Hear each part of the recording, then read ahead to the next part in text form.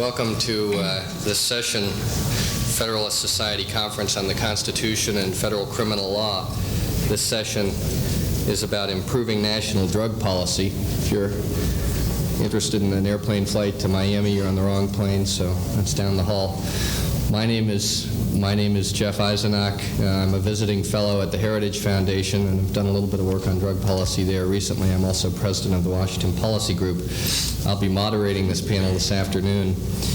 Before introducing our guests, I'd like to make a couple remarks on the status of the drug situation in America and some of the proposals that have been put forth, some of the things we'll be talking about today. As the President said, many of you were at lunch, and he devoted the bulk of his remarks to the drug issue a few minutes ago. As he said, we have made tremendous progress in the United States on the drug issue in the past 8 years, but despite that progress, drug use among Americans remains widespread, and we have not seen the kind of dramatic progress we would have liked to have seen in the past 8 years in terms of reduction. Despite our best efforts over the past 8 years, 23 million Americans continue to use drugs regularly, and by that I mean at least once monthly. That's about 1 in 10 Americans. Drug use is widespread throughout all socioeconomic classes among Americans. Drug use is only about 20% higher in center cities, for example, than among rural Americans. It is only about 20% higher among high school students who do not go on to college than among students who do go on to college. One recent study in the New England Journal of Medicine found that 40% of the doctors in our nation's hospitals, and I find this a truly frightening statistic, that 40% of the doctors in our nation's hospitals use illegal drugs or illegally prescribed drugs. And so there is evidence that drug use is widespread and is not focused, as many of us may be prone to believe, among the certain socioeconomic classes of our society. This is true despite the fact that our efforts to fight the drug problem have increased dramatically over the past 8 years, doubling and tripling spending for interdiction, for rehabilitation, and for education. The evidence appears to be at this point that continued and further efforts in those 3 areas, the 3 pillars, current pillars of our drug policy, are not likely to be successful. That is, despite the fact that we have had an increase of 16-fold in the amount of cocaine seized, we've not been successful in increasing the price of cocaine or reducing the price of the supply of cocaine in our nation's streets. The evidence is that our education programs do not reduce drug use and may, in fact, in some cases, increase drug use to the extent they teach children which drugs do which things for them. And in the evidence on rehabilitation programs is that success rates, and this includes the very expensive private treatment programs as well as publicly financed ones, that success rates are only 20 to 50% at best. The current evidence, therefore, is that despite the fact we've made great commitment of resources to fighting drug abuse, we've not seen great results in terms of the dramatic reductions we'd all like to see. That has provoked a serious scrutiny of our drug policies and of the drug problem. It's been the #1 issue in America for the past 3 years at least, and continues to be certainly one of the #1 political issues. And this conference today is very timely because a major drug bill is being debated as we speak on the floor of the House, and will be debated next week on the floor of the Senate, and we expect to see major drug policy legislation. The 4 people who we have here today to address this issue are expert on this. 3 of them are with us at the moment, and one of them is still at the front, but will be returning, we understand, in a few minutes to give us a status report. Our 4 speakers today, first of all, are Richard Cohen, who is a syndicated columnist for the Washington Post. He came to the Post from UPI in 1968, has covered national and local policies and politics in a number of capacities, and studied at Hunter College, New York University, and Columbia Journalism School. He's also written very extensively on the drug problem and questioned our current policies, and indeed has taken the side in the current debate which argues that we should at least take a serious look at the prospect of giving up the fight against drugs and indeed legalizing them. Our second speaker was scheduled to be Newt Gingrich. If he arrives, he will be our second speaker. He represents the 6th District in the U.S. House of Representatives, was elected in 1978, and is now running for his 6th term. He attended Emory and Tulane University, has a PhD in European history. Newt is one of the more thoughtful members of the House of Representatives, a leader among the Conservative Opportunity Society there, and someone who I've had the privilege to work with on the drug policy issue and know to be a leader on that issue. Newt is on the floor of the House at the moment, but will be with us to give a status report in a few minutes. Our third speaker is Dr. Ron Paul, a medical physician and also a former member of the House of Representatives from Texas, also a presidential candidate, the head of the ticket for the Libertarian Party in the United States. So he has some supporters in this audience. Dr. Paul has taken the position and will take the position here today that our current drug laws are doomed to failure and that a preferable policy would indeed be to legalize. Our final speaker will be Mr. Richard Willard, who is now a partner in the Washington law firm of Steptoe and Johnson. From 1985 until the spring of this year, however, he was Assistant Attorney General in charge of the Civil Division. At the Civil Division, Richard took the lead role in developing the federal government's very aggressive policies for drug use by federal employees. In that role, he was a leader and was largely responsible for the aggressive policies that the administration has taken and also for its efforts, largely successful, to defend them in the federal courts. With that, I'd like to turn the podium over to Richard Cohen, who will be our first speaker.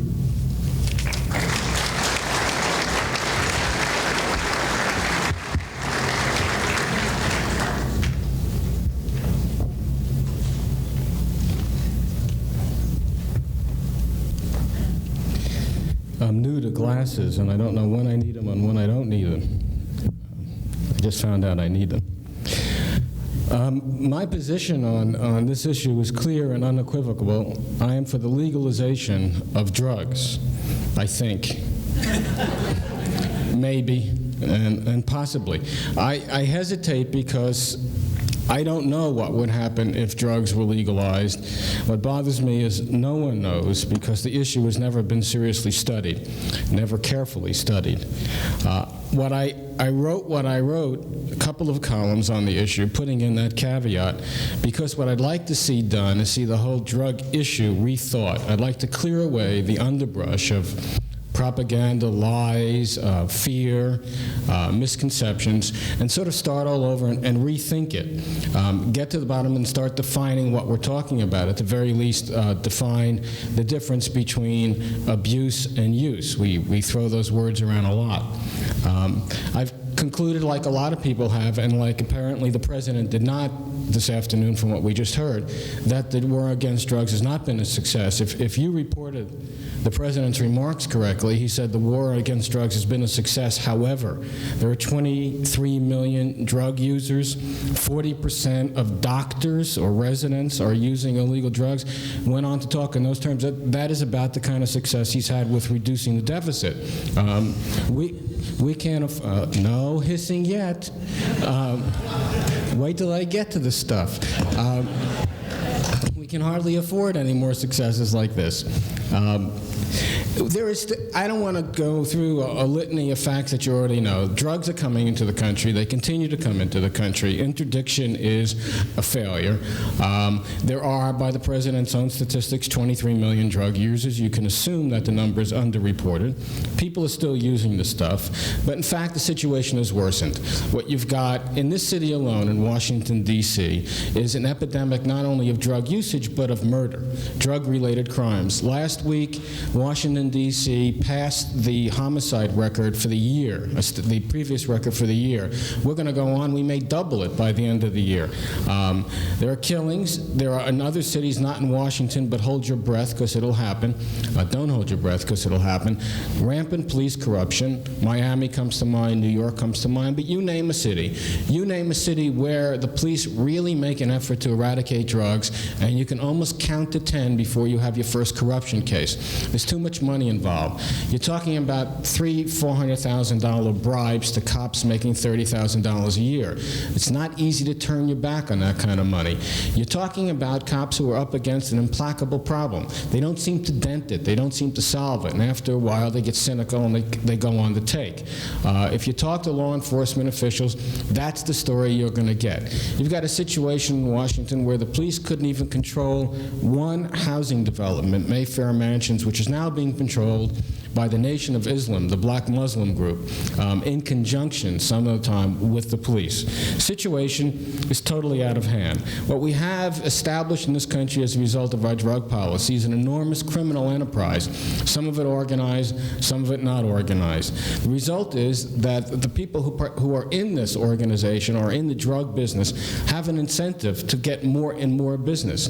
They have an incentive to get people to use drugs. They have an incentive to get people who are using certain kinds of drugs to increase the dosage or to go to harder drugs, more expensive drugs. There's money in it for them, enormous amounts of money. For that money, they're willing to take enormous amounts of risk. I contrast that with the suggestion that I saw in The Economist several months ago, that if you could conceive of legalizing drugs and selling them under, regulation and restriction in something like a New Hampshire liquor store, which is state-owned, a dreary place run by a clerk who's a state employee making X amount of money. He doesn't make any more money if he sells more liquor. He doesn't get penalized if he sells less liquor. He doesn't tell somebody who comes in and says, I want a pint, take a quart. He doesn't tell somebody to move up from, say, beer to malt liquor to something else. He has no incentive to do any of those things. I think that may be far preferable to the situation you have in major American cities today, where you have salesmen on the street, literally, trying to induce people to buy drugs, moving them up into more and more expensive drugs. I have a different problem, and another problem, actually, with the present policy, and that it seems to me it has resulted in a threat to civil liberties. We have widespread drug testing in this country, both in the federal government and in private enterprise. The federal government has slated such people in critical roles as fish and wildlife personnel, cooks, and others to see if they've smoked marijuana recently.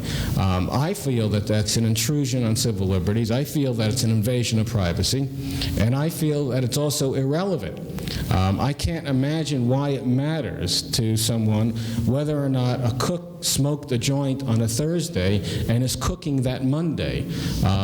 Will he substitute margarine for butter or something? No. I mean, how exactly will he threaten somebody? I don't have any problem with you talking about pilots or locomotive engineers or people of that sort. But I bother about that. I'm worried about that. I don't like the seizure of boats because you found a trace of marijuana. The case of the yacht that was seized in the Caribbean, which was worth several $1 million. I talked to the captain of that yacht. He called me. He's a former lieutenant colonel in the Navy. He's a pilot. He's about the straightest guy I've ever talked to on the phone. Never touched drugs in his life. Says he has no idea what even to look for. He was the captain of the boat. He put all members of the crew through drug testing. At the last minute, the owner of the yacht said that he could only survive on French food. Therefore, he needed a French cook. So he got a French cook. The cook was not tested. It's possible that the cook was responsible for the trace of marijuana found on the boat. For that, the boat was seized. It seems absurd on the face of it. It seems to me it should be unconstitutional. If it isn't, it ought to be. I would like to say something about my own profession in this field. I think that we have done, the press overall has done a lousy job when it comes to drugs. I think we have been inexcusably bad. We have indulged in hype constantly. You go back to the summer, when it was 2 summers ago, when Len Bias died of a overdose or cocaine-related death. We went on, the press, national press, local press, all of us, went on a spree of stories about drugs and cocaine and drug-related deaths. We talked about an epidemic. We talked about a black plague, which was the words used in Newsweek, the sister publication for the Washington Post.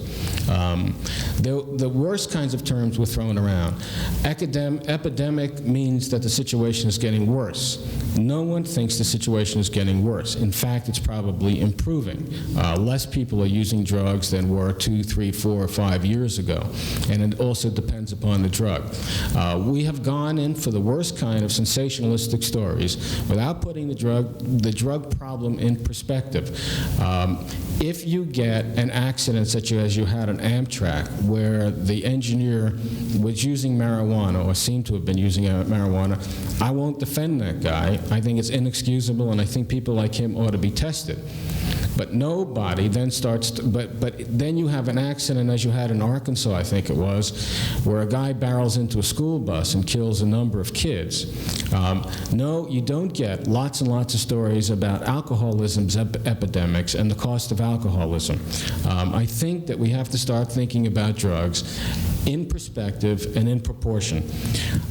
I want to end with a personal story. When I was in the 7th grade, a new teacher came into my school who was young. He was right out of college. And he took over passed for the physical education department, which up at that time had been in the province of old women. He used to take us out on a softball field and yell and scream at us if we fouled the ball off because they said we did it on purpose. At any rate, this teacher named Jerry took over, and we loved him. He was young, he was full of enthusiasm, he cared about us, he taught us how to play ball, he even taught us ballroom dancing, or he tried to teach me, but didn't take. We went to high school directly from elementary school. There was no junior high, and in the 8th grade, Jerry took us all together and warned us about marijuana. And this was a hip guy for his times. He talked about how we would become addicted if we smoked even a single marijuana cigarette. And then from there, we would go on to heroin. He warned us not to accept a single cigarette in a high school locker room because it could be a marijuana cigarette, and from there on, we would be finished. Well, I never smoked marijuana in high school. I was scared to death of the thing. I got to college years later, and the first wave, the marijuana wave, was starting then, and everybody I knew was smoking pot. And I tried it. I smoked it on occasion, never a lot. I didn't particularly like it very much. But I didn't become addicted, and none of my friends became addicted, and no one I know became addicted. And they didn't go on to harder drugs, with one exception. I know one person who did and got into trouble. Then years later, cocaine came along. And I said to people, you can't be serious about cocaine. Cocaine is addictive. Cocaine is dangerous. Cocaine's a bad drug. And they said to me, that's what they said about marijuana. And it made me pause. I think that we've got to be honest about drugs, that we have to distinguish and differentiate between and among drugs, that we have to tell kids the truth, and that the least we can do is separate out, as they say, marijuana from cocaine and heroin, and talk about it in realistic terms, or else a whole other generation that is currently being lied to, in my opinion, about drugs, that is being fed scary misinformation, is going to learn the truth first for itself, and then fall into the same trap that my generation did. I thank you. I'll hear from you later, I know.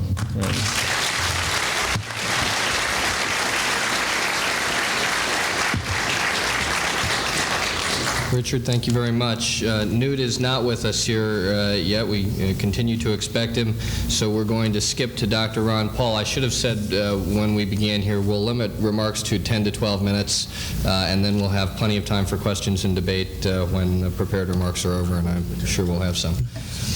Dr. Paul.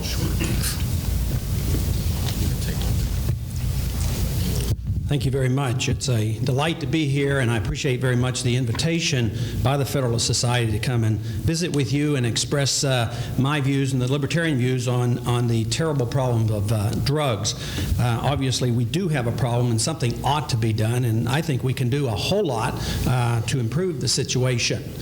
I am delighted also that I've been invited to a group that in its statement of purpose recognizes that there is a legitimate coalition that can be built between conservatives and libertarians. I believe the libertarian ideas and the libertarian discussions have come of age, and we certainly have received a benefit from this, because there was a time when individuals who spoke out against the drug laws, and we certainly have been doing this for a long time, we were stereotyped that the reason we were doing doing this had something to do with the desire to use drugs. And I think we have graduated from that, and I think we're on a much more positive ground for legitimate debate. We've been trying for 15 years to get this debate going, and certainly the debate is here today. In the last 6 to 8 months, there's been a tremendous improvement in the debate. We certainly are pleased to see people like Bill Buckley and Paul Harvey and Tom Sowell and others come out, as well as the mayors of Washington and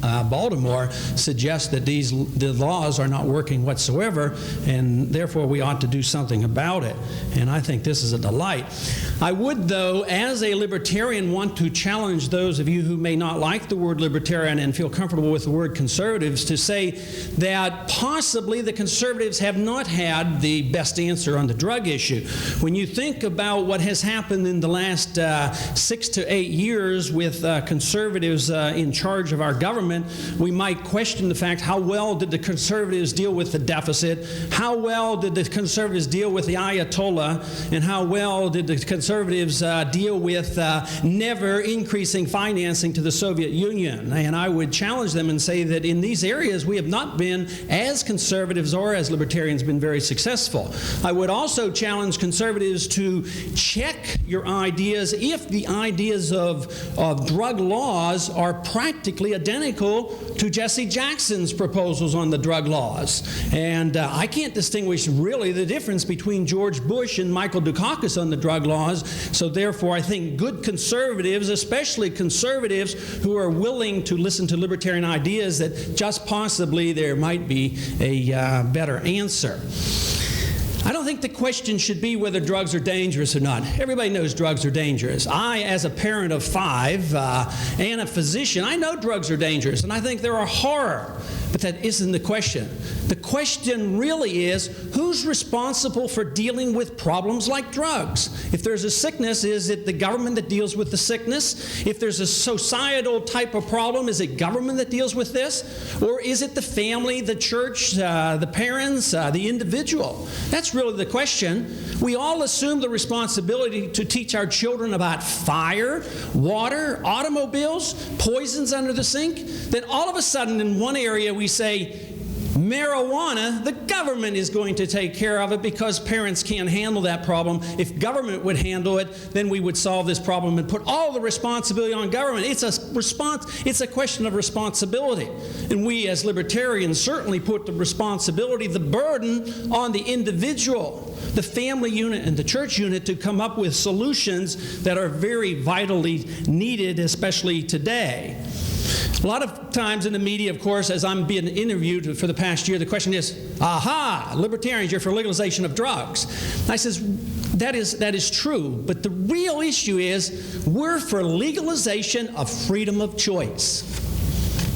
Freedom of choice is what we're talking about. Just think of the very risky areas that we allow freedom of choice. We even allow people to read all kinds of newspapers, and think how risky that is. I mean, you can read all kinds of bizarre things, and you can get distorted ideas. Everybody's allowed to read a newspaper.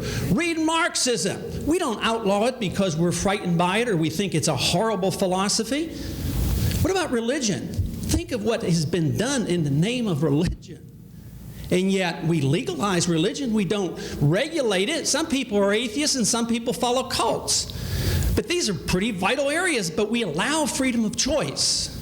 And certainly in the area, if we can permit intellectual and spiritual consumption, why is it that all of a sudden we deal differently in the area of physical consumption and only in part of that area? Think of the damage done to the hundreds of thousands, if not millions of people in this country who eat too much cholesterol.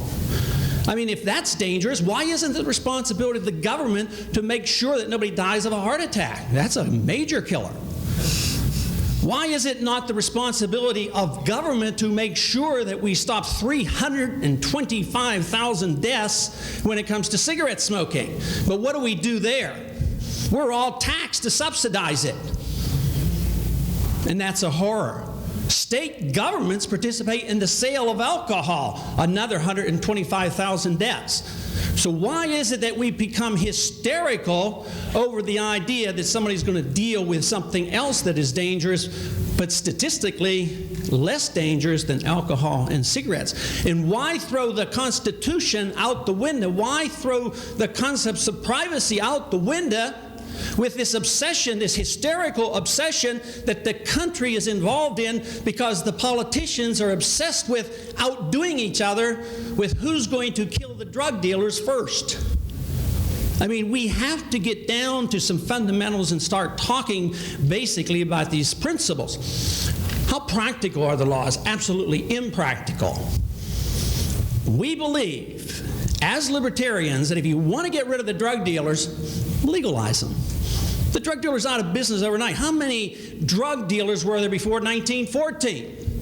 We've only had these laws since 1914. Did the founders write these laws? Did the founders put it into our Constitution? 1914, when we lost confidence in ourselves, when we introduced the age of big government, we decided not only should the government regulate the economy, it should regulate our lives and regulate the rest of the world. And it was at that period of time in our history that we introduced the idea of prohibition. And who liked those laws of prohibition of alcohol? Capone liked them. And believe me, there are a lot of drug dealers who like these laws.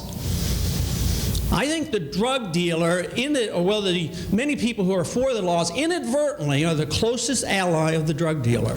They love it because they can't survive without the laws and they make a lot of money. And I actually believe there is strong motivation among many who promote and keep people hyped up over these practical issues. I think children would be less exposed to drugs without the drug laws. Obviously, something illegal is always more enticing. We have a lousy school system. We have millions dropping out, and they're on the street corners. All you have to do is look at L.A. and look at the street gangs fighting over drug turf. How many of those kids are going to work for $4 an hour when they can make $400 a day? Those jobs wouldn't be available if the drug laws were gone. So it's totally impractical. The kids are enticed to it. If you're an 18-year-old and you need to raise money and sell drugs, you're likely to go to somebody younger and pass it on. The average addict in this country commits 260 felonies a year to raise the money to support his habit, to support the drug dealer. Totally irrational. It wouldn't exist. We can get rid of this merely by coming to our senses and not doing something brand new. That's just restoring the approach that we had up until 1914. Let the drugs be available. Let parents and individuals be responsible for these very dangerous things. I don't personally think the drug usage would go up, but that isn't the point.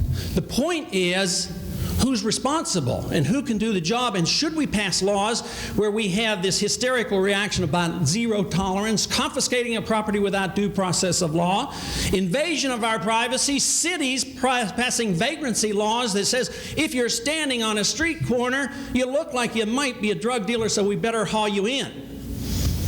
I mean, we have just gone overboard, and we have to soon wake up about this. Somewhat like saying that the main reason why we have a lot of people using drugs is because of a social problem. What if we could say that the kids that use drugs are generally coming from broken homes? And you could develop some charts to show that there are more broken homes and single mothers living in the ghettos and having problems, and their kids are more likely on drugs. Well, maybe it's because they have broken homes. So maybe broken homes is the cause of the drug usage. So therefore, if you really want to do good, why don't you write a law against divorce and force people to have husbands? I mean, that's how irrational it is that we are going to make people better by writing particular laws. We cannot improve individuals by writing laws.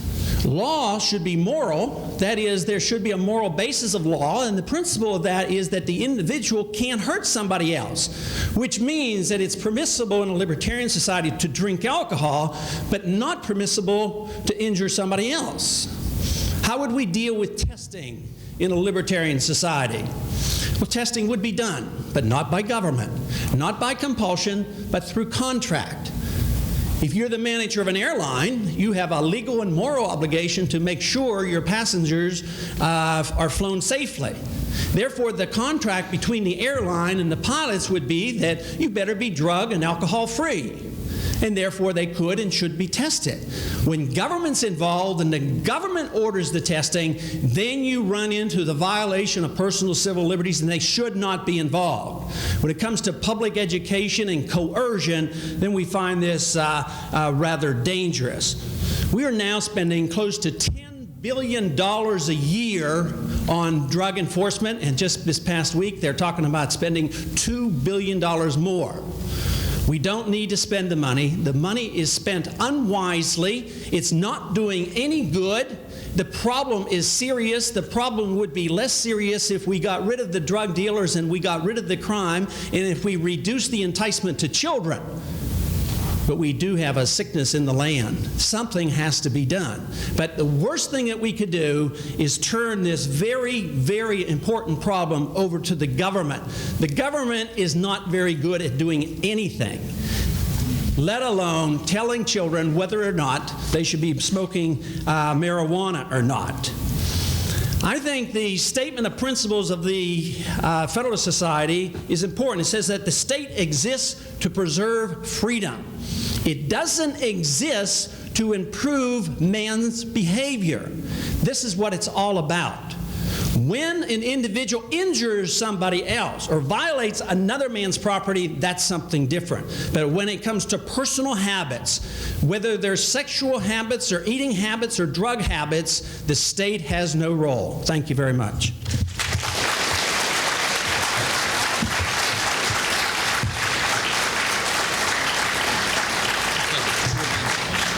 Dr. Paul, thank you very much. Our third speaker is Richard Willard.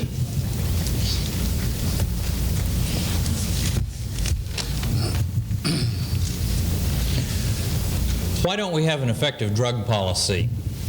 Well, the short answer to my question is a four-letter word, spelled ACLU. I believe that the American Civil Liberties Union and their ideological allies are the largest obstacle we face today in having an effective drug policy. Now, I want to make it clear at the outset, I don't question the integrity or sincerity of the ACLU or its many members. They have every right to advocate their views in litigation or lobbying. I happen to think their views on drug policy are wrong and must not be allowed to prevail. My remarks today are devoted to the theme that we cannot have both a happy ACLU and an effective drug policy. Now, let's start by taking a walk down memory lane. The widespread use of illegal narcotics, such as PCP, heroin, cocaine, and marijuana, is a relatively recent phenomenon in our society. Well, there was a popularity wave for cocaine and narcotics near the end of the 19th century, but that came to an end as a result of a growing awareness of their dangers and the narcotics control laws that were passed starting in 1914. And those laws worked. From then until 1960, the use of illegal narcotics in our society was almost totally unknown. But our attitude started changing in the 1960s and 1970s to one of more tolerance and acceptance of drugs, especially marijuana and cocaine. In the late 1970s, President Carter advocated relaxing the penalties for possession of marijuana. His drug advisor, Dr. Peter Bourne, had made statements to the effect that cocaine and marijuana were relatively benign drugs. The ACLU certainly shared these sentiments, adopting a policy that supported the decriminalization of drug consumption as part of its civil liberties agenda. And in fact, during this period, the use of drugs was effectively decriminalized.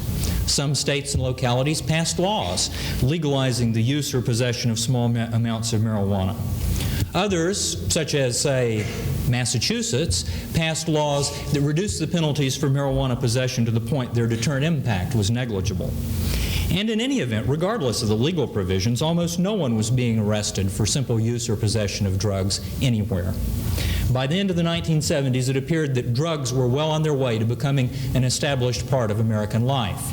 Nearly half of our young people between the ages of 18 and 25 were using marijuana and other illegal drugs at least once a month. Use was continuing as these people got older, and it was starting at ever younger and younger ages, so that 10, 11, and 12-year-olds were the ages of people who were starting to use drugs. But since President Reagan took office in 1981, there has been a major change in our attitude toward drugs. The evidence of this change is the fact there is very little public support anymore for the legalization of drugs. Both party platforms this year emphatically reject the concept of legalization, although the ACLU and the Libertarian Party have not recanted their position on this question. I'm not going to devote much attention to the issue of legalization.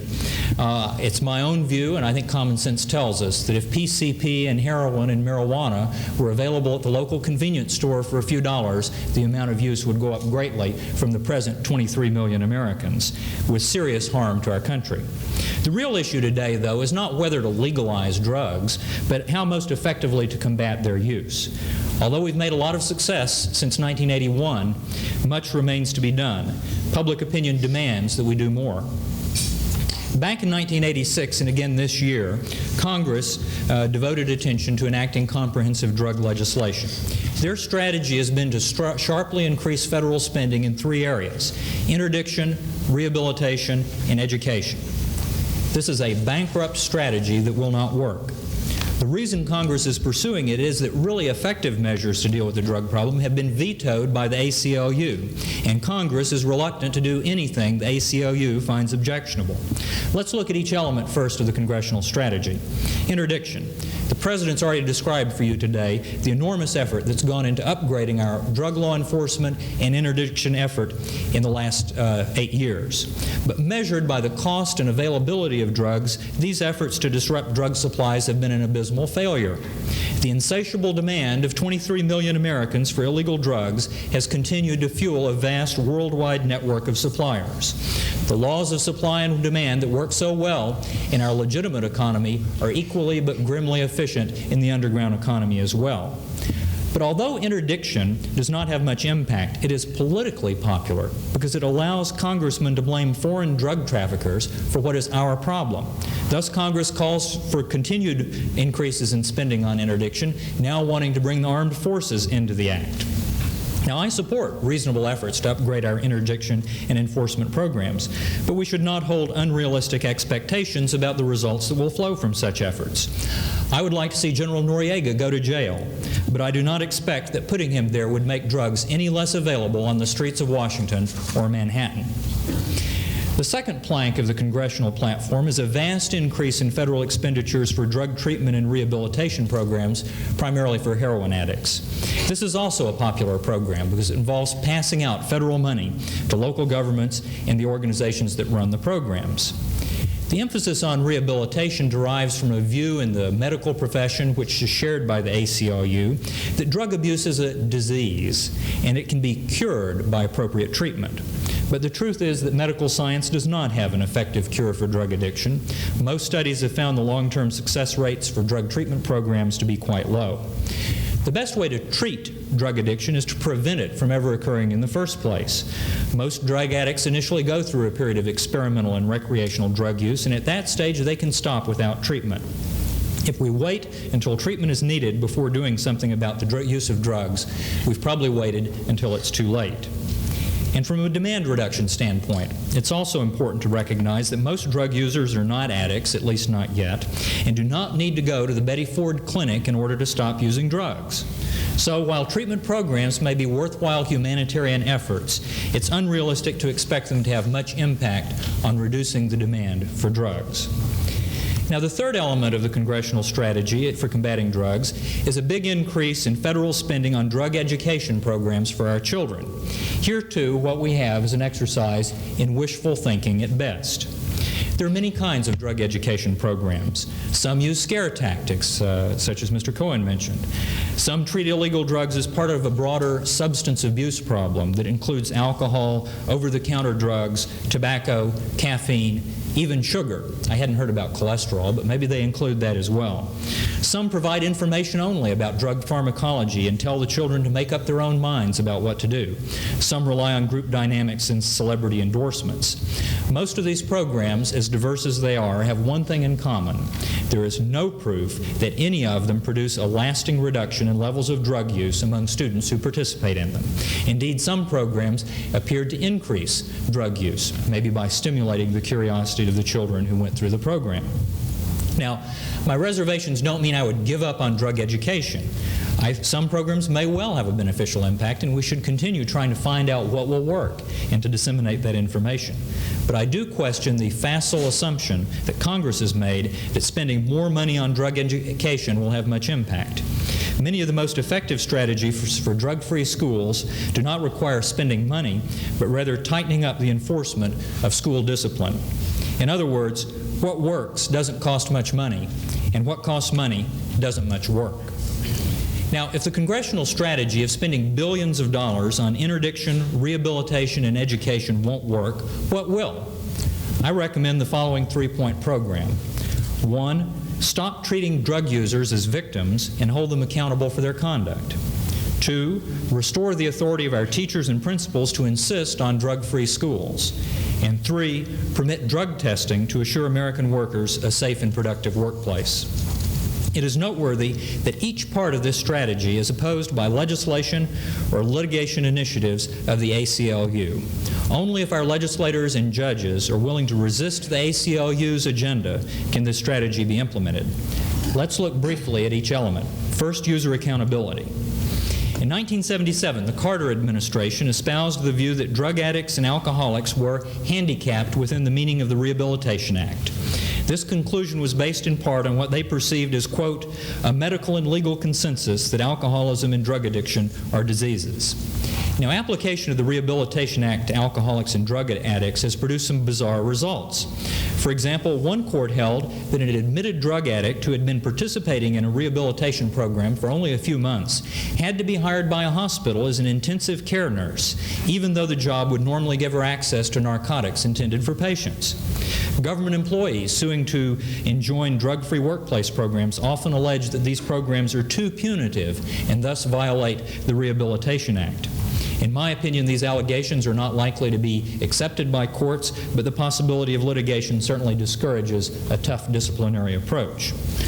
More important is the fact that extending civil rights protections to drug addicts sends the wrong message to the public. Drug users need to be held accountable for their conduct and not allowed to be allowed to excuse it by claiming to be victims of a disease or a handicap. Congress should amend the Rehabilitation Act to exclude drug addicts and alcoholics from its protection. The second element of my program involves drug-free schools. Over the last 20 years, the authority of our teachers and principals to control the school environment has been progressively eroded by a series of judicial decisions frequently urged by the ACLU. For example, the Supreme Court has held that certain due process must be observed before students can be suspended or expelled. This causes teachers and principals to hesitate to impose discipline on students for drug offenses unless the evidence is overwhelming. The Supreme Court has held that school authorities must have grounds to believe that contraband is present before they can search the belongings of students for such items as drugs. A federal appeals court has held it is unconstitutional to use drug-sniffing dogs to detect drugs on the person of students. And at least 2 courts have held drug testing programs by schools to be unconstitutional. Now, I don't mean to suggest that school authorities are powerless to deal with the problem of drugs in their schools. Secretary of Education Bill Bennett has published an excellent book, What Works? Schools Without Drugs, that tells many success stories. I salute the teachers and principals who are willing to impose tough policies despite the threat of ACLU-sponsored litigation and damage awards. But I recognize that most are only human, and the message our court sends is to discourage such efforts. We need to change the message. The third element of my program is drug-free workplaces. Drug-using employees are economically undesirable because of their low productivity and their high rates of absenteeism, accidents, and dishonesty. More and more private sector employers are developing strong anti-drug policies because it is in their economic self-interest to do so. The government doesn't have to make them do it. For example, nearly half of our 500 largest corporations have drug testing programs today. The most successful program for achieving a drug-free workplace has been the armed services. In 1981, when this administration came to office, drug use was rampant, with over half the enlisted men in some units using illegal drugs. You may remember the accident on the carrier Nimitz, after which a number of the dead crewmen tested positive for drugs. Secretary Weinberger in 1981 ordered a comprehensive program of random drug testing, and since then drug use in the military has declined by more than 80%. In September 1986, President Reagan issued Executive Order 12564 mandating drug-free workplace programs for federal civilian employees. The order requires, among other things, random drug testing for federal employees in sensitive positions. Implementation of this order has gone slowly. First, Congress interfered by passing the Hoyer-Mikulski Amendment in 1987. Well, you can sort of imagine what that did. It created numerous bureaucratic obstacles that had the effect of slowing down the implementation of the President's order by about a year, and only now is it beginning to go into effect. The other avenue of challenge has been litigation, often supported by the ACLU. Their main argument has been that drug testing programs are unreasonable searches and seizures that violate the Fourth Amendment. The issue is now pending before the Supreme Court in a case that will be argued in November, NTU against Von Raab. The ACLU has filed an amicus brief urging the court to hold that government employees, no matter how sensitive their jobs, can be given drug tests only pursuant to a search warrant issued by a court based on a showing of probable cause. While I think the ACLU's argument will probably be rejected, there will probably be lots of continuing litigation even if the government wins this case. Now, because the Fourth Amendment does not apply to private employers, the ACLU's strategy here has been to seek legislation to outlaw or greatly restrict private sector drug testing. 6 states have adopted such legislation in response to the ACLU's lobbying efforts. What is Congress considering doing about drug-free workplaces in 1988? Maybe Congressman Gingrich can tell us when he gets here, but from what I can tell, the answer is not much. The leading measure is H.R. 4719, which was sponsored by Congressman Jack Brooks, endorsed by the House Democratic leadership, and reported out of committee on August 5th. This measure purports to require recipients of federal grants and contracts to maintain drug-free workplaces. In fact, the measure creates an elaborate bureaucratic system that will do very little to deter employee drug use and may well be counterproductive. Now, why would they propose such pointless legislation? Well, the committee report accompanying this bill lets the cat out of the bag when it cites the ACLU's testimony on the bill and observes that they commend H.R. 4719. In conclusion, there's a common thread to my story, and that is the impact of the ACLU and their allies in impeding the implementation of programs that would have a real impact on our nation's drug problems. They support an expansive interpretation of handicap discrimination laws to extend their protection to alcoholics and drug addicts, insisting that drug users be treated as victims of a disease. They encourage litigation to limit the power of principals and teachers to make our schools drug-free zones. And they vigorously oppose the natural inclination of most employers to assure a drug-free workforce by means of drug testing, even for sensitive jobs such as air traffic controllers and railroad engineers. Congress is understandably concerned about the drug problem, which American people view as our #1 domestic problem. But as long as they are in thrall to the ACLU, they cannot take effective action. Massive new federal spending programs for interdiction, rehabilitation, and education will not have much effect. Congress defrauds the public by pretending to the contrary.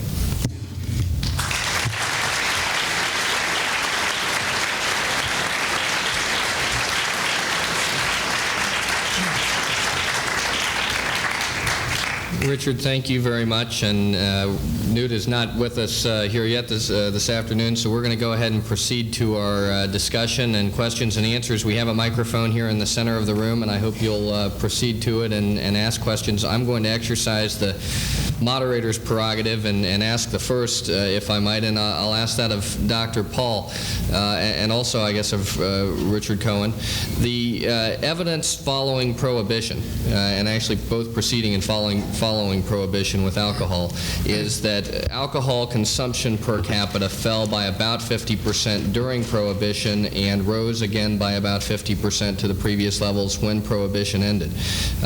Similarly, current evidence in Alaska, for example, indicates that when marijuana was decriminalized, use among young people and experimentation among young people with marijuana has increased by as much as a third. And the question I have is, if further analyses and if continued analyses of the relationship between prohibition and drug use bear these points out, if you could be persuaded that these analyses represent an accurate portrayal of what would likely happen with the end of drug prohibition, would you change your views, or are your views independent of the amount of drug use involved? In my earlier statement, is that working? My earlier statement, can you hear me? Okay, in my earlier statement, I made it clear that there is a problem, but it is not the prerogative of government to interfere with personal habits, so it probably wouldn't. But I would challenge your statement, because I think I can find as many studies that show you that alcohol use went up during Prohibition. And I can tell you one thing, the quality of alcohol went down. And the danger of drinking alcohol went up. They did not know what the concentration was. They did not know whether there was lead in it. And a lot of people died because of that, the same way they're dying from drugs. I don't think Len Bias would have died if drugs would have been legal, because he might have known what he was taking. So there are a lot more deaths because they're illegal. The contamination, the quantities, they do not know the concentrations. And for this reason, what about the syringes and needles? We have 3,500 AIDS cases because they can't buy needles. But what this has done, though, just think of what happens up in New York. They decide that a lot of people are dying of AIDS because they're using dirty needles. Do they think about changing the laws? No, they keep the laws and make it illegal to use the heroin, and then they buy syringes, tax the people, and give the syringes so that they can commit this illegal act. So it doesn't make any sense. I think that what we need to do is, of course, reassess the whole situation, get rid of the laws, because just one mistake piled on another one is not very beneficial. I might, a lot of people ask what will happen to how many people will use it, and indicating that, if it's legal, if you can walk in and you can get cocaine and you can buy crack over the counter, that usage is going up. Let me take a poll. How many here is going to start using crack if I make it legal tomorrow to use it? And let me see the hands. Well, I don't know why people here shouldn't be honest. It looks like an honest group to me. Why shouldn't they admit it? No, you're not going to use this. It's always somebody else that people feel like they know better and they'll take care of them. And they'll write a law and make those people better people. It's an arrogant attitude that you can pervade, and you tell other people how to live, disregarding the whole effect of whether or not the person has hurt somebody else. Society, government can't protect you or I from ourselves. If we try to do that, it's an endless, fruitless task. I would have restrictions on sale of drugs and alcohol to young kids, because I don't think kids are of a consenting age. And I think children are treated differently. Richard, excuse me, we're going to take questions here from the microphone first. Richard, did you want to respond to that question? Yeah, I have two responses. One is that from some of the studies I've read, there was one in the Netherlands where marijuana use was decriminalized or legalized, whatever you want to call it, and it seemed to be that there was no increase of usage. Second thing is, I don't care about marijuana use at all.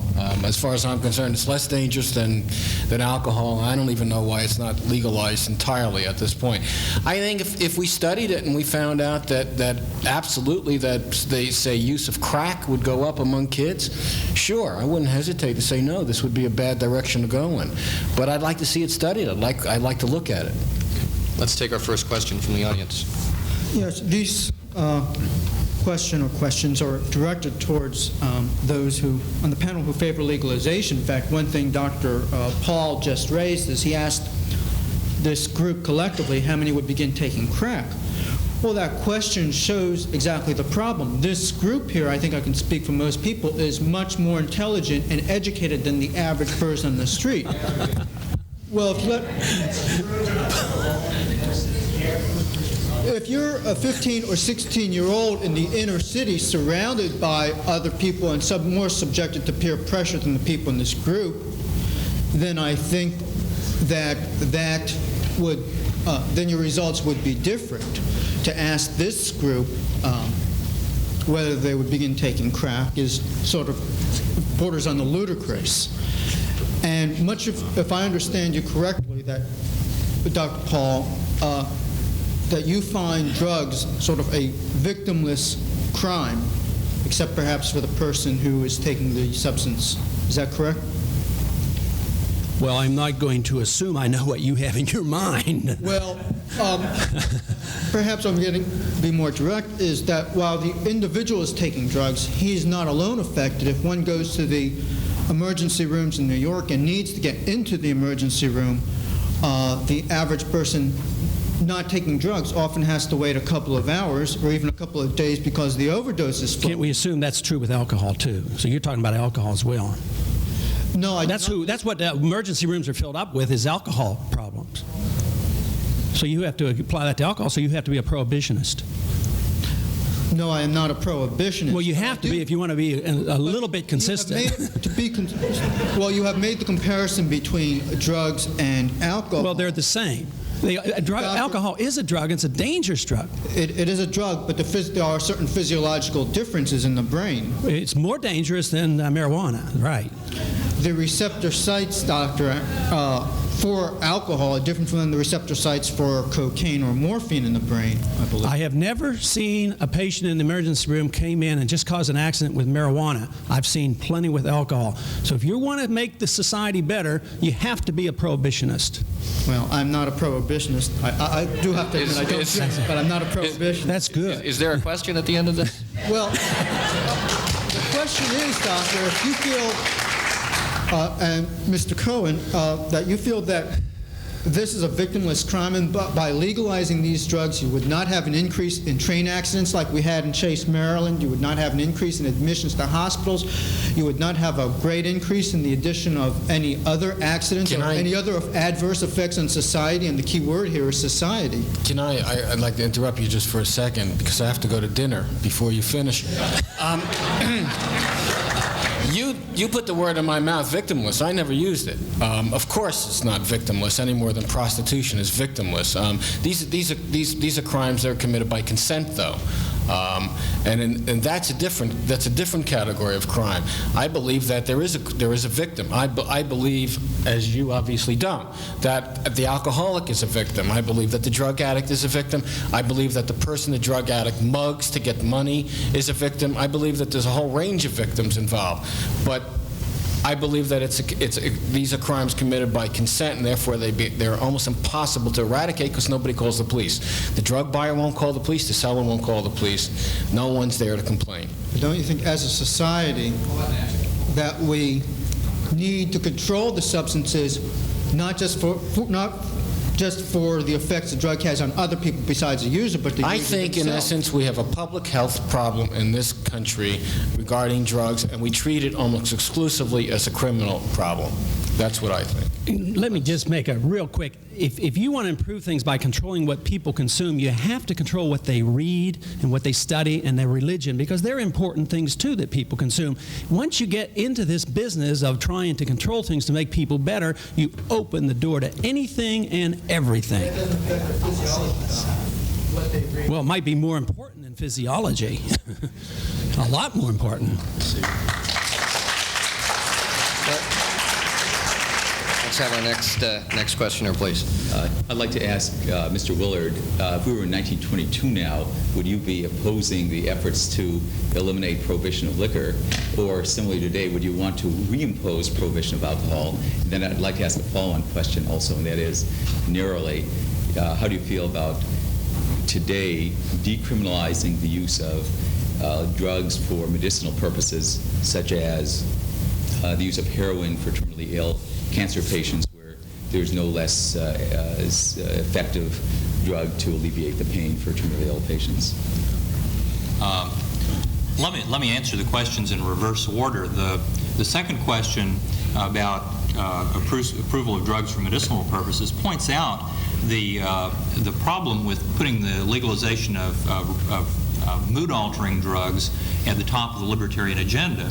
There are a lot more other worse offenses against true liberty going on in Washington that are never going to be dismantled. And a good example of it is the Food and Drug Administration and the ridiculous process of new drug approval, which denies people the right to get life-saving drugs because of bureaucratic incompetence. And no one is proposing, except maybe the Wall Street Journal and a few other people, doing something about that, which I think is a good example. We are not going to dismantle the welfare state in Washington by starting with dealing with the thing that the public cares most about in our domestic policy today, which is the widespread use of illegal drugs. After we get rid of OSHA and a bunch of other things, I think we can start worrying about the ideological purity about illegal drugs. Let me interject if I can, because I'm an editor of Reason Magazine. There's been a long time debate within the libertarian movement, which has taken a very strong stance in favor of abolishing the FDA entirely. Ron Paul and the Libertarian Party that's been very high on the agenda. So I think it's inaccurate to say that decriminalization of mood-altering drugs is the top of the list. It's another liberty. It's not the top of the list, and I think it's unfair for you to make that characterization. I should point out it is on the cover of this month's issue, but I don't subscribe to Reason Magazine, so I'm not sure what it has been saying. But with regard to the first question about prohibition and alcohol, the fact is that alcohol has been a part of Western culture and civilization for thousands of years. Its use is so widespread in our society today, about 80% of adults use it, that I think as a practical matter, prohibition was doomed to failure. I don't think we've reached that point with marijuana or PCP or heroin or cocaine yet. I think the use is limited enough that, as in 1914, when the Harrison Act was passed, that legal measures could in fact eradicate the use of those drugs from our society. Now, at some point, it becomes so widespread you can't do it as a practical matter. But I still think that drug use has enough social opprobrium and is such a recent phenomenon that it could be eliminated through strict measures. And that, I think, is the distinction. Now, I also happen to believe, I'll disagree with Dr. Paul, that most of these drugs are more dangerous inherently than alcohol. But you don't have to agree with me on that or not. The fact is that it's practical to do something about the illegal drugs. I don't think it is practical to impose prohibition for alcohol. Because congressmen drink alcohol. That completes our rebuttal period. Next question. I have a brief comment, first of all, and then a question. First of all, as far as the question of whether or not seizing assets is constitutional or not, the Supreme Court has already decided that issue, and it is constitutional to seize assets, assuming you have probable cause. And the Supreme Court has decided that. All the circuit courts that have litigated the issue of the federal drug forfeiture statutes have upheld their constitutionality because the due process is in place and it has to be followed in order to seize the assets. That's my first point. My question is, I'd like Mr. Cohen and Mr. Paul to address the distinction between alcohol and drugs in the schools. As we all know, anybody that went to high school in the last 15 or 20 years, alcohol was a big thing. Kids couldn't wait till they turned 18 years old so they'd be able to start drinking because they thought it was cool. And a lot of kids were, in fact, already using alcohol when they were 15, 16 years old. Do you not see a very major distinction between using alcohol at that age and using something like cocaine or heroin, which has a much more addictive quality and which is easier to bring into a school? You can put a very little amount of heroin into a plastic bag and start using it in school, or a cocaine, the same thing. Don't you see a very serious distinction between alcohol and No. Richard Willard is from Houston, where I'm from, and he's probably aware of a school. It's an Episcopal private school down there. They have not one single bit of a drug problem because they have discipline, but they're private. There's no violation of civil liberties because when they come in, they know that they're not going to use drugs. It's the fact that we have no option, we have a monopoly, we don't have vouchers, we don't have tax credits, we don't have competition in the public school system. We have a school system that has totally deteriorated, and that's why you have these kind of conditions. You're not going to get drugs out of the school under these conditions. You can't even keep drugs out of the prisons. You know, the prisons are filled with drugs because there's so much money to be made. The corruption is run rampant. So we have to wake up to the practical fact that the drug laws don't work because they're oriented in the wrong direction. It's an attack of liberty. Now, if we live in the age now where due process is not necessary because of probable cause we can confiscate property, believe me, the ball game is over. That's tyranny.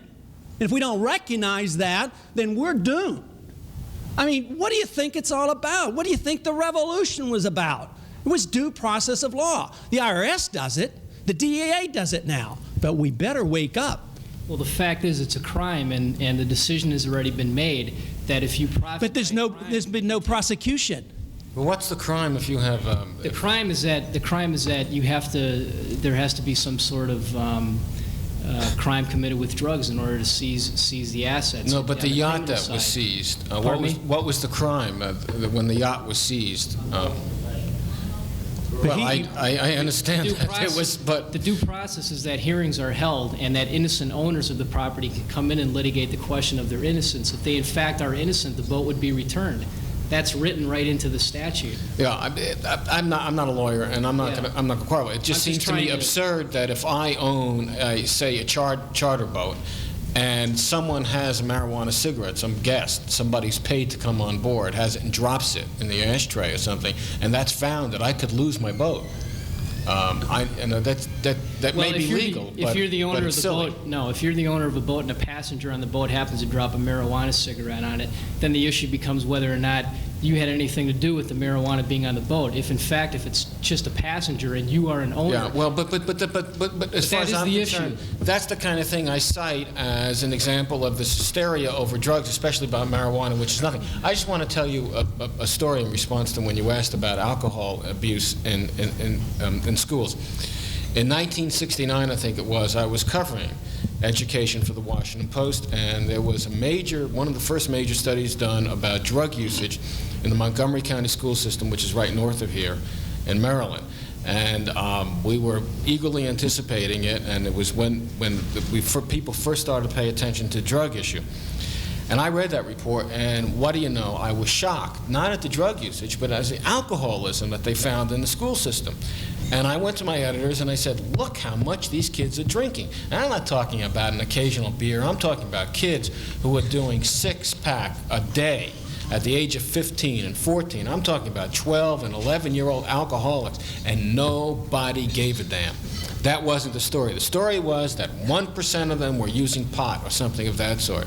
And I think, and I still think, that marijuana is a much less dangerous drug for kids than is alcohol and beer or any way you consume it. And I would like it to be treated that way. And I'd like people to say, if you're going to go hysterical about marijuana, then start going hysterical about drugs, about alcohol, because what Dr. Paul says is absolutely right.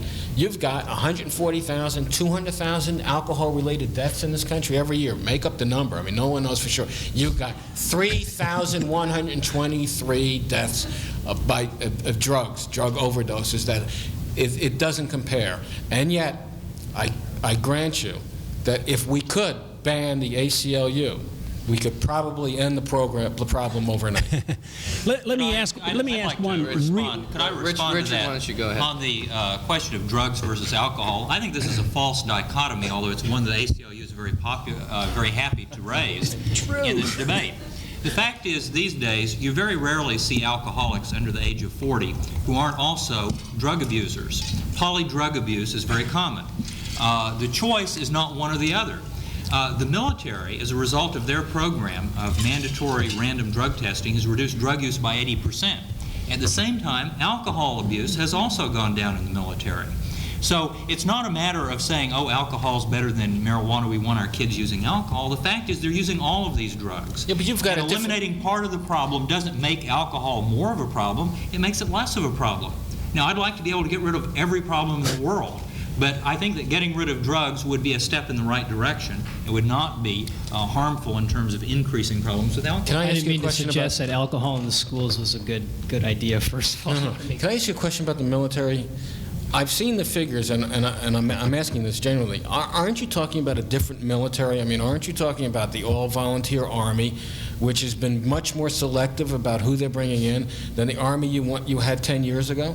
We're talking about the figures from 81 to 87. We had the all-volunteer Army long before 81. Starting about in 77. Right, but aren't you talking now about more rigid selection standards for recruits than the Army? I mean, I'm asking that question because it seems to me that's the case, and that may be why you have less alcoholism and less drug abuse. One of the factors. Let me bring up one question about this confiscation and zero tolerance. What do you suggest we do if a worker on the QE2 brings in a bunch of marijuana? Should we take control of the QE2? I mean, this thing gets absurd. I mean, are you going to confiscate that vessel? I mean, if you're going to be logical, you have to, and I'm sure plenty of marijuana is being brought in on the QE2 too. If the worker doesn't own the property, it's not a question. But you don't know until you do. You have to confiscate it first, and then do the sorting out because you said they're allowed to do these things. That's something that you have to establish, and on the face of it, you have to have some sort of probable cause, which is normally what you need in the seizure instance anyway. Let's move along to the next question. Thank you. Yeah. My name is Peter Hirsch. I'm a member of the Law Reform Committee of the New York County Lawyers Association, and we issued a report earlier this year which has received nationwide attention, and in which we did a cost-benefit analysis of this entire issue. The author was James Ostrowski, and Dr. Paul, I believe, has used much of the material in that report, which meets every single issue that has been raised, that analyzes every single piece of original research that has been done. And if anybody wants to see me afterwards to get this report, I'll be very frank that I went on the Law Reform Committee after I read the report because it was such a staggeringly fine report. And anybody who's truly interested in this subject should read it because the facts really are all there and you can draw your conclusions from there. I personally agree with Dr. Paul. And with the majority report, there was a minority report that came out against the legalization, but the majority was for legalization. Well, thank you very much. We have a question next? No, I don't have a question. I just really wanted to make that statement. Okay, thank you.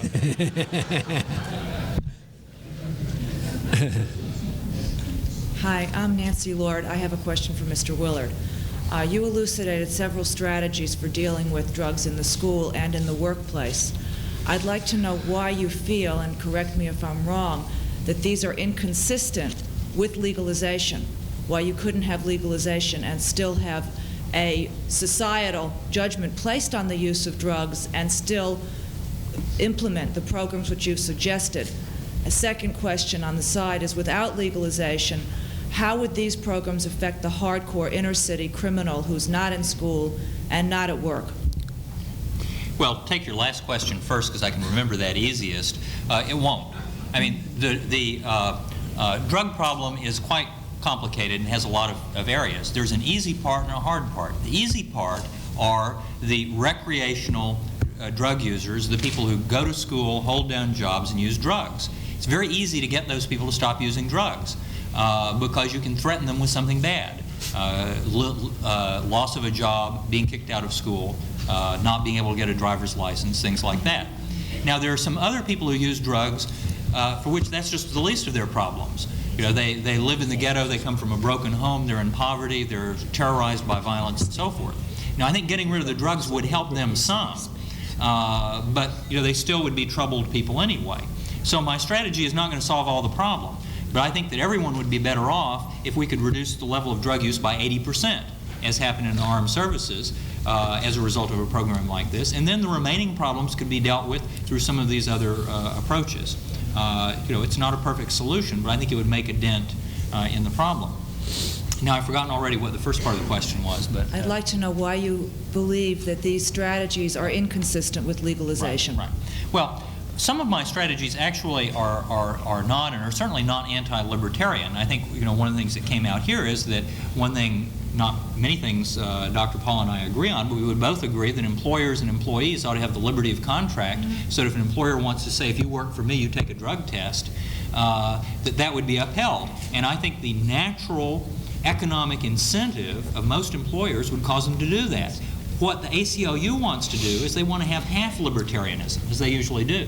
They won't have the liberty of someone to use drugs, but not the liberty of the employer to say, if you use drugs, you don't work for me. And so, some of these strategies could be implemented even under a libertarian approach.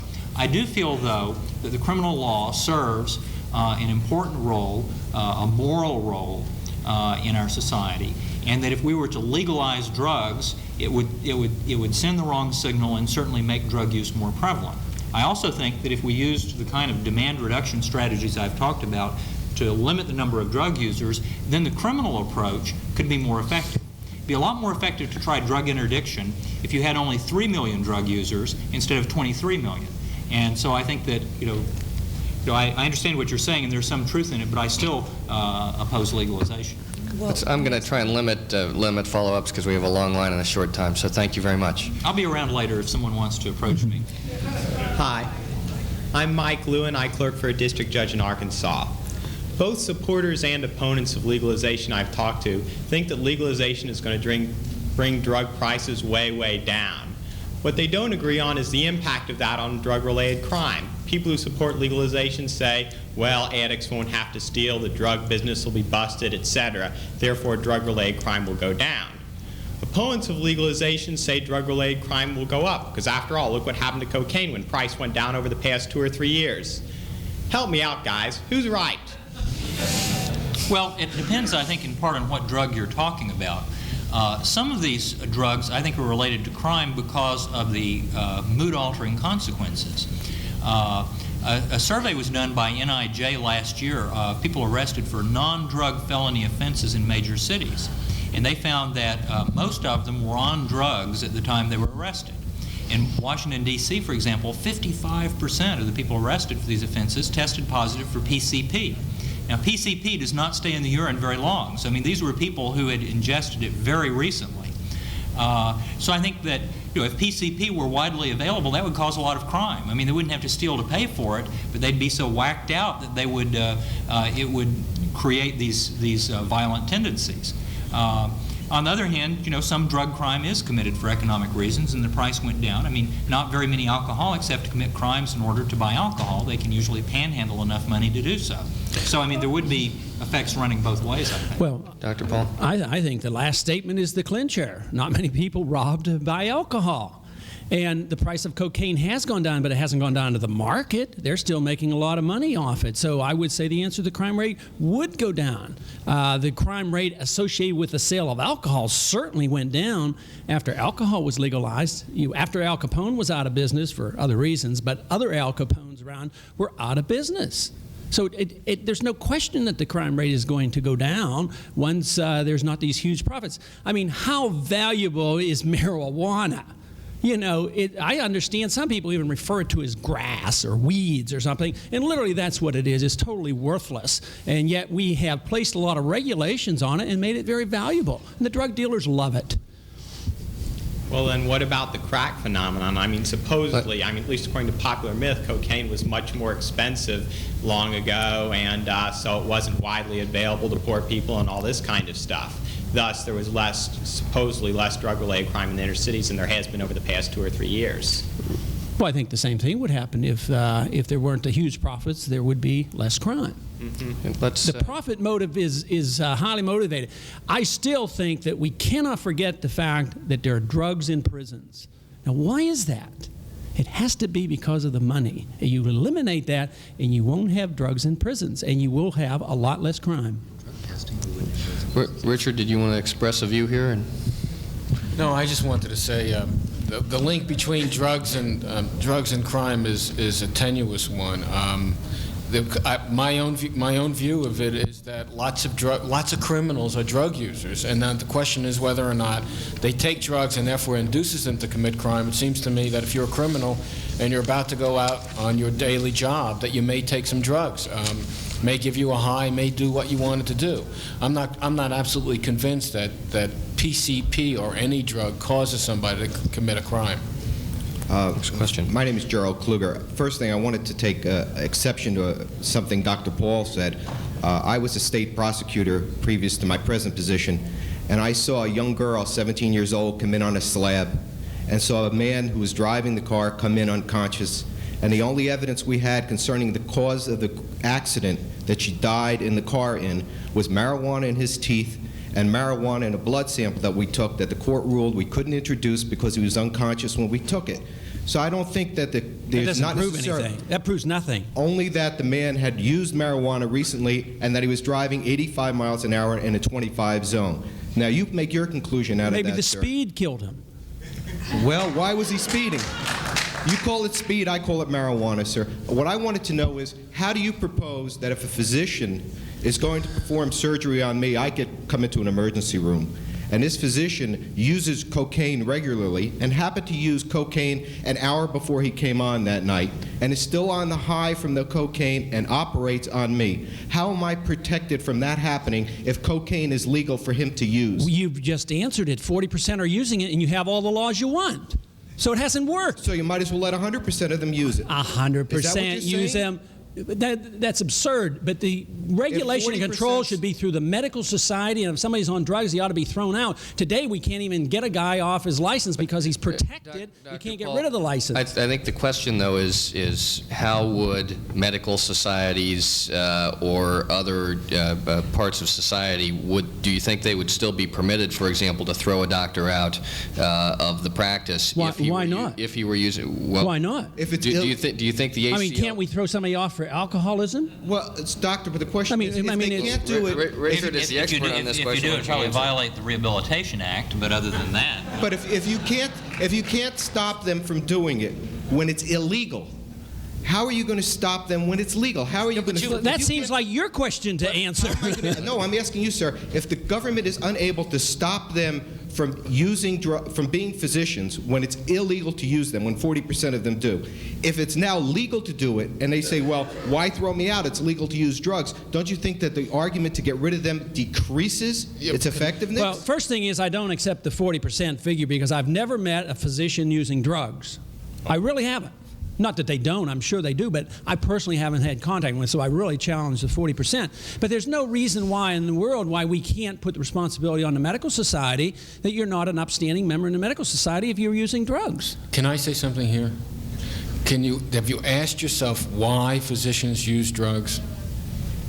Does that excuse it? No, but let me ask you, do you know why they do it? They do it many times because they think it heightens their performance in some cases. In many cases because you're working residents and interns around the clock and because they need drugs so they can function. And that's when they start using drugs. That's no excuse. No. Well, you seem to think that your life's in danger because somebody's used a drug. What I'm saying to you is if you ask the physician, he's saying, no, you don't understand. I've been up 22 hours. If I don't use the drug, your life is in danger. That's the response. Well, I think that's a rational response. Richard, why don't you make a closing remark, and then let's move on to the next question. I think the answer for why physicians use drugs is the same reason that Willie Sutton robbed banks. They have access to drugs on the job regularly. The reason a lot of people use drugs is they do work. They make people feel good. And physicians have access to it. That's why I believe all physicians and hospital personnel ought to be tested randomly for drug use to have a deterrent impact. Because it's so available, levels of abuse are quite high. Let's move on to the next question. Thank you very much. I'm Miss Prissy Williams Godfrey. I'm running for D.C. City Council in Ward 2. I fought hard for Dr. Ron Paul to get on the ballot here. I use street walkers because myself, I'm a retired whore. Not only a whore, I am the whore. And this issue that you're fighting over, I have a pleasure to be able to speak on this issue because all of you have never went out in the ghetto firsthand to go in crack houses, to go into the drug dens. Personally, I've held men down and shot heroin into their penis. It's no difference than being in the hospital for gunshot wounds getting treated with morphine.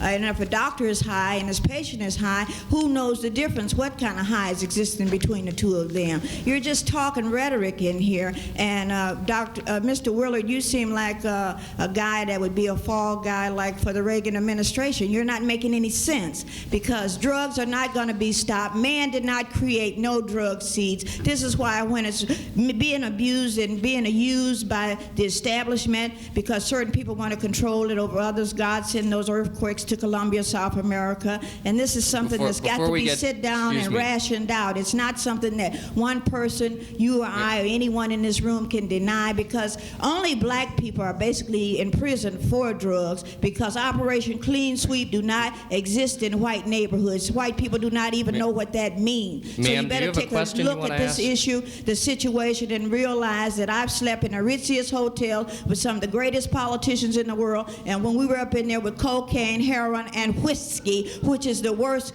drug in the world, that wet drug, half of them was pissy drunk. Thank you very much. This will have to be our last question because we're getting to the end of our time available here. Sir. I'm not sure I can top that.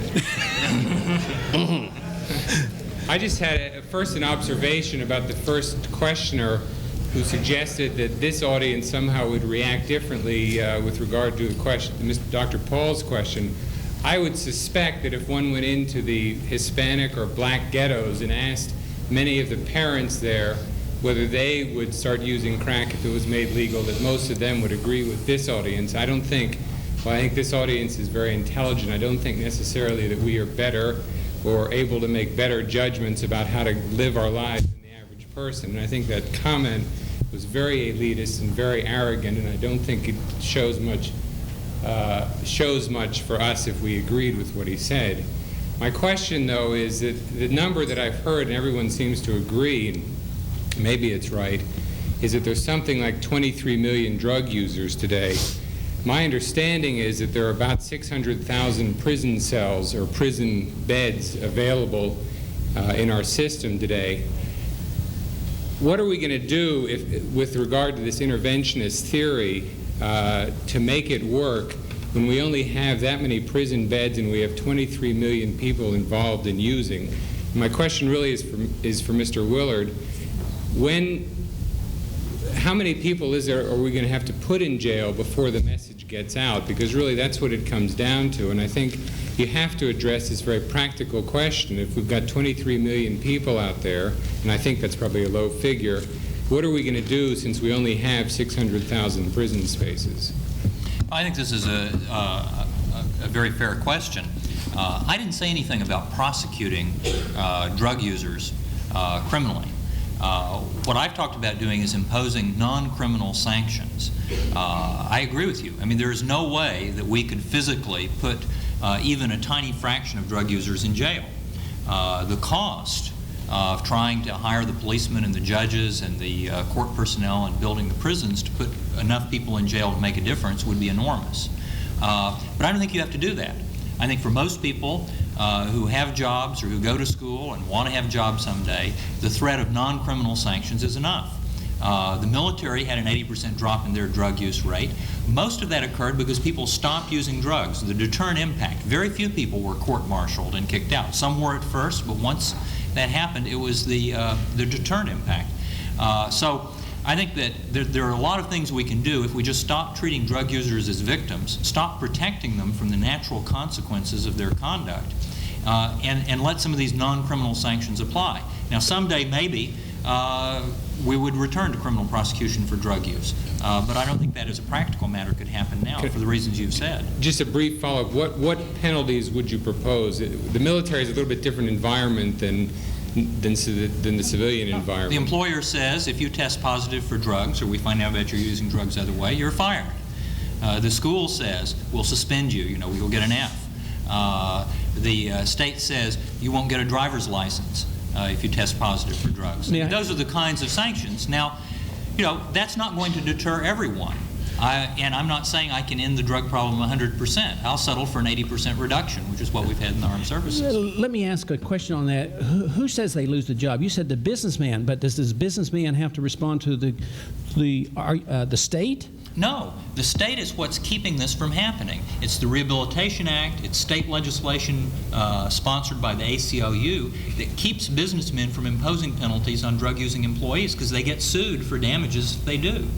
or they're accused of violating. Yeah, but what if the businessman, what if the owner of McDonald's doesn't want to fire every kid that smokes marijuana? Are you going to tell him he has to? No, I'm not proposing legislation because I think that the natural economic incentive. Sounds like you're for legalization, no legislation. Sounds okay to me. On that note of agreement, while it lasts, thank you all very much for coming today.